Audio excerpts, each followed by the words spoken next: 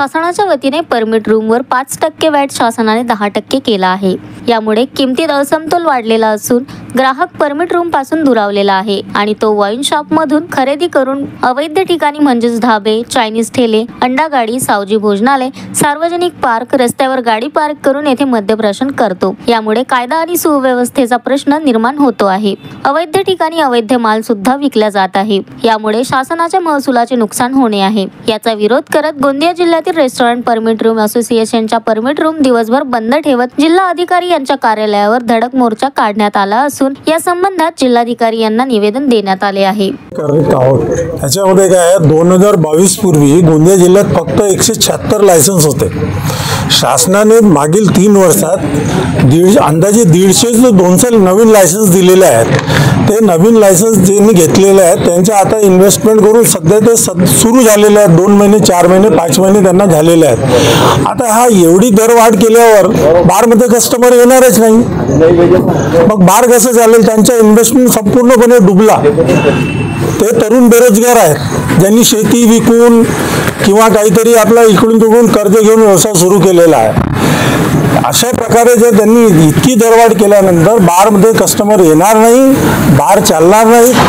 लोक काय करणार की इकडून तिकडून डुप्लिकेट दारू घेणार, ढाब्यावर सार्वजनिक ठिकाणी दारू पिऊन मस्ती करतील, सुरक्षा व सुव्यवस्था खराब होईल।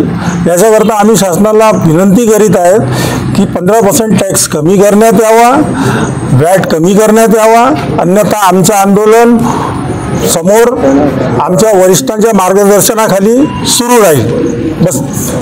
महाराष्ट्र शासन ज्या पद्धतीने आता जे दारूवरील मूल्य वाढ करीत आहे आणि वॅट जो वाढवत आहे त्याच्यामुळे जेवढे आमचे बारचे जे धंदे आहेत ते अगदी खालच्या पद्धतीने जातील।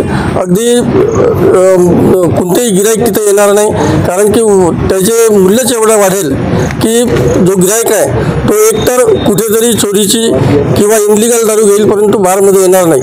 अशा पद्धतीने बारचे धंदे अगदी खालच्या दर्जाला जातील आणि जे बेरोजगार आहेत ज्यांनी बार वगैरे लावलेले आहेत त्यांचे पालन पोषणाचा जो आहे त्याला फार पद्धतीने लगाम लागेल आणि हा धंदा अगदी मिटण्याच्या तयारीत राहील।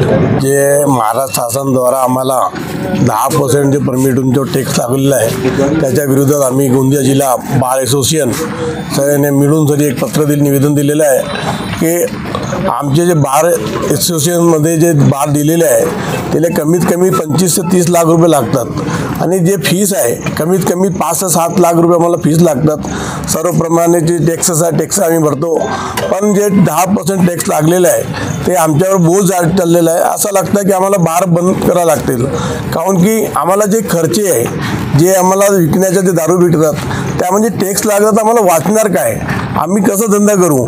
यासाठी त्या विरोधात आम्ही सर्व गोंदिया जिल्ह्याच्या बार असोसिएशन आणि आमच्या सोबत जे वाईन शॉपचे असोसिएशनचे अध्यक्ष महोदय आमच्यासोबत आलेले आहे, कारण की जे व्यवसाय आहे ते व्यवसाय बंद करण्याची वेळ आलेली आहे आणि हे व्यवसाय बंद कसा करू? आम्ही इतके पैसे लागलेले आहे की 25, 30, 40 लाख रुपये आता लागून राहिले आणि गोंदिया जिल्ह्यात नाही पूर्ण संपूर्ण महाराष्ट्रामध्ये जे लायसन्स आहे असं देऊन राहिले जसे फुटाणे देत आहे। सब्जी भाजी घेण्याच्या मार्केटमध्ये जात आहेत त्याप्रमाणे आम्हाला देऊन राहिले लोक, तर आमचे धंदा कसं चालणार? यासाठी आम्ही कलेक्टर महोदयाला पत्र दिलेलं आहे की आपण माननीय जे मंत्री साहेब आहे त्याची आमची एक विनंती दिलेली आहे, त्याच्यात 10% जे टॅक्स लागलेलं आहे त्याला माफी करण्यात यावं आणि आमचे जे व्यवसाय आहे चांगल्या प्रमाणे चालू यासाठी आम्ही सहकार करा असं आमच्या पूर्ण गोंदिया जिल्हा आज पूर्ण बंद आहे। आमच्यासोबत जे वाईन शॉप आहे त्या लोकांना आम्हाला सहकार केलेलं आहे, त्याचे आम्ही गोंदिया जिल्हा संघ बार असोसिएशन त्याला बहुत धन्यवाद देतो, कारण की आमचा सगळ्याचा व्यवसाय एकच आहे आणि जे शासन काही मागणी करतो की आमच्यावर जे 10% टॅक्स लागलेला आहे त्याला माफी करावं आणि आम्हाला सहकार करावं आणि जे राज्यात जिल्ह्यात जे अनधिकृत जे काम डुप्लिकेट दारू चालू आहे, व्यवसाय चालू आहे, त्यावर एक बंदी करावं आणि आम्हाला व्यवसाय करण्याची संधी द्या, ही आमची मागणी आहे। जय हिंद, जय Maharashtra. Sunil Kawade, the sting operation news, Gondia. The sting operation news, सत्याचे दुसरे नाव, अन्यायावर लेखणीचा घाव।